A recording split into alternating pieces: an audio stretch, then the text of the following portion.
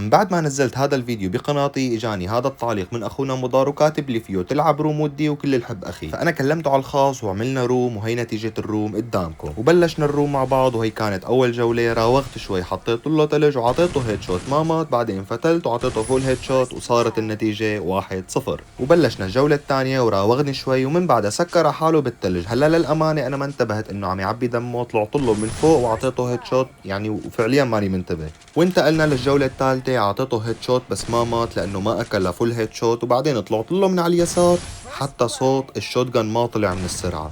وهون بالجولة الرابعة سكر علينا الزون، وبعدين عطيته هيد شوت هو وكان طالع من الزون. صراحة اخونا مضر بيلعب، ولكن يمكن ما حالفه الحظ، والانترنت ممكن يكون عنده شوي ضعيف. وهون بالجولة الخامسة عطاني هيد شوت اخونا مضر، وصارت النتيجة 4-1 الي.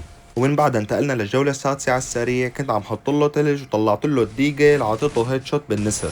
ومن بعدها انتقلنا للجولة السابعة. هون عطيته هيد شوت عن قرب. صراحة هاي الهيد شوت اخواتي، هذا النوع من الهيد شوت انا كتير بحبه، وان شاء الله رح اعملكم مقطع اعلمكم كيف تضربوا هيد شوت عن قرب. وهي الجولة الاخيرة اعطاني ضرب روح لي دمي، فراوغته شوي انا، ومن بعدها سناولته بهيد شوت نفس الطريقة اللي قلت لكم عليها، هي الهيد شوت عن قرب. ونهينا الروم 7-1. كفو اخي مضر. اخواتي رح يعلق عندي ورح ثبت له تعليقه، تابعوه بيستاهل. ولهون بنكون وصلنا لنهاية المقطع. لا تقصروا معي باللايك والفولو، وبشوفكن في فيديو جديد. سلام.